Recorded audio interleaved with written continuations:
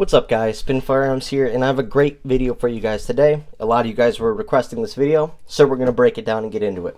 Today we're going to be comparing the HK P2000SK V3 chambered in .40 Smith & Wesson. And obviously, these firearms are cleared prior. You're crazy if you think I'm not clearing these firearms prior to the video, YouTube. But we got to do it.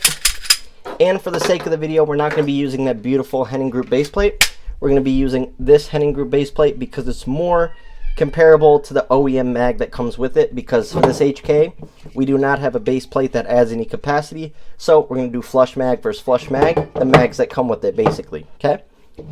First off, my beloved Glock 27. If you know me, my favorite firearms are subcompacts. But actually, before we get started, hit the like button, drop a comment down below, subscribe, tell me your thoughts on these two firearms. Tell me your thoughts on the deals I got on these firearms, which we're going to get into.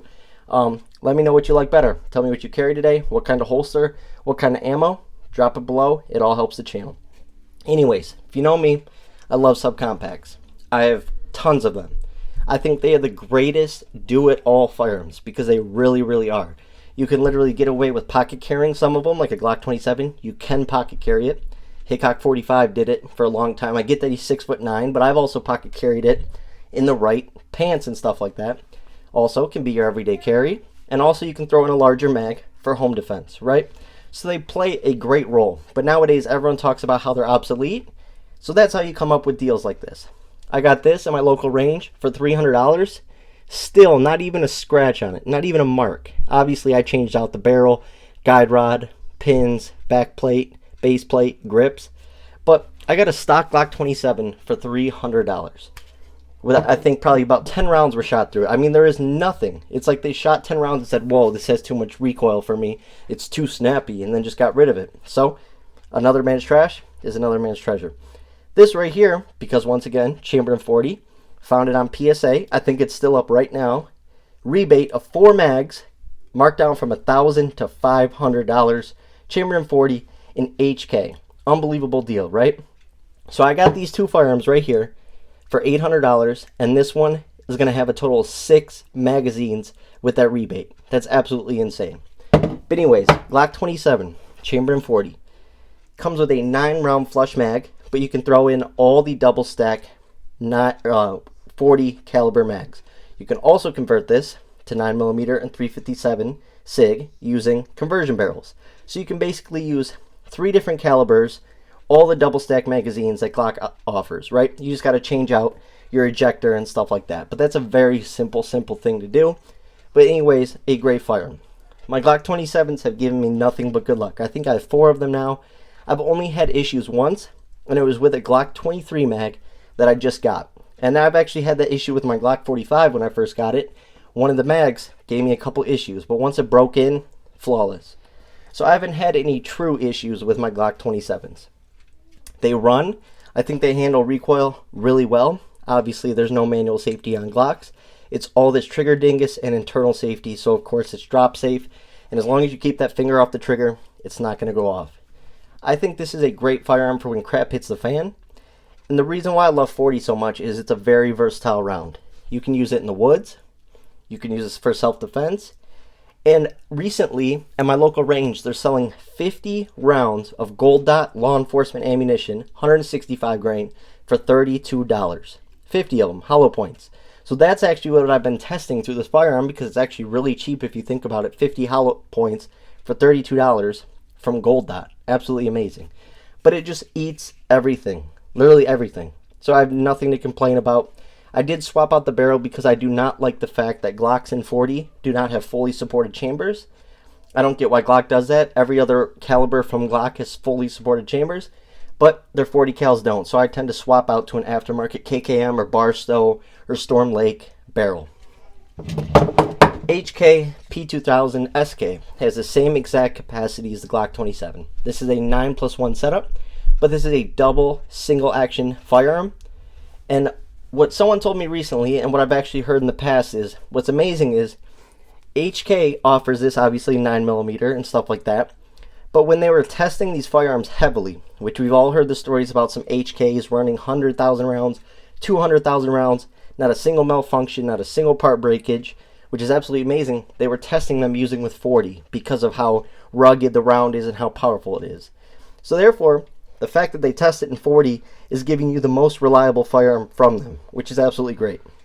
We all know HK is good quality, everything, right?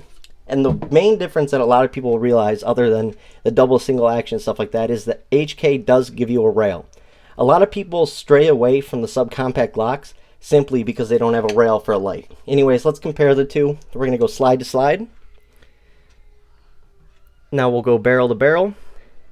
So they're very comparable in length. Width, the HK is a tad bit wider. Now let's go overall height. Both of them 9+1 setups. Let's try and get them completely even.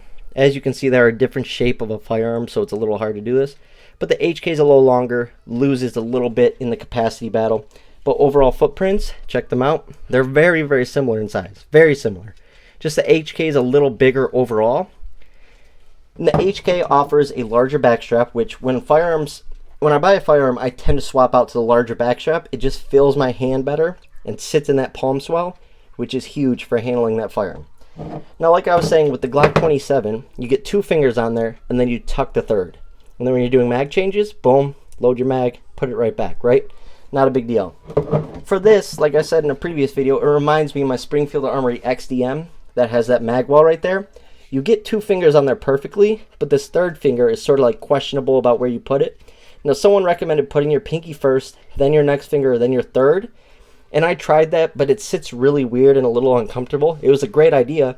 So shout out to you for telling me to do it, but it just doesn't, it doesn't work like that. So I'd go like this, and I do keep it on that base plate because that does still feel really good and shoot really well. Now, obviously, I haven't put a lot of rounds through this. This is a newer firearm, but it's eaten every gold dot that I've put through it.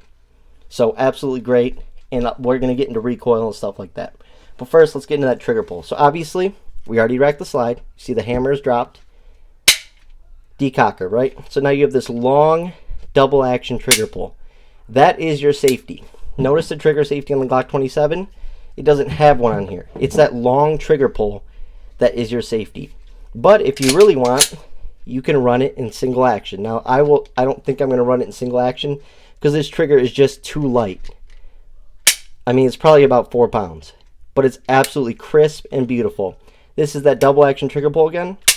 Still very predictable, but once again, it's long, it's heavy, but that's the point of a double action trigger, is for your safety while carrying it. Nothing is going to be able to pull the weight of this trigger all the way back for it to go off accidentally. So that's an awesome, awesome safety feature.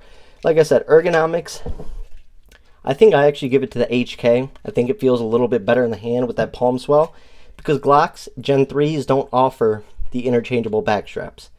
Overall weight, obviously the HK is heavier, but I think that really helped with managing recoil. Overall grip angle is different. So I noticed when I shot these back to back, when I'd go from the HK to the Glock, I would have to definitely adjust how I held the firearm and would have to change. It honestly took me a little bit of time to adapt back to my Glock 27, which was interesting. So I honestly felt like the HK felt a little more natural. But then when I swap back to my Glock 27, I shoot them about the same. So it's all about getting used to your firearm and consistently using it and training with it. Now, when it comes down to the trigger, you can't really compare the two. Oh yeah, also a paddle release. At first, I was having some issues with how to get, how to move my hand to, release the mag and stuff like that. But I got it down on point now, so mag changes are no problem at all. But ambidextrous controls. That is huge for lefties. Your Gen 3s do not offer that. And so that's a thing that, Gen 5 Glock 27s offer, but Gen 3s do not. So if you're left-handed, you might want to go with the Gen 5s. But overall, oh yeah, I'll show you the Glock 27 trigger pull real quick. This is a stock Glock trigger, but honestly, it feels pretty good compared to other Glock triggers I've had in the past. So definitely a very shootable trigger. You're not going to have this thing accidentally go off. It is safe, no problem. But overall, I think they're two great firearms. When it comes down to recoil, the HK does have less recoil. When it comes down to carrying them, I haven't gotten to carry this. I don't have a holster for it yet. but I can already tell this is going to be bulkier and heavier, so the Glock 27 wins that battle. Reliability, both of them have given me zero issues. Honestly, I really like them both. A lot of people talk about HK being a Glock killer, and I can see why they say that, but at the same time, this is not a Glock killer. This is just another great option out there. My Glock 27 is still going to remain one of my everyday carry options, just like my Glock 26, my Glock 42. It's not going anywhere. This does not eliminate or make any of my other firearms obsolete. This is just another awesome firearm to add to the collection that I'm going to talk about because it's absolutely great. And if you get it for $500, you cannot beat that.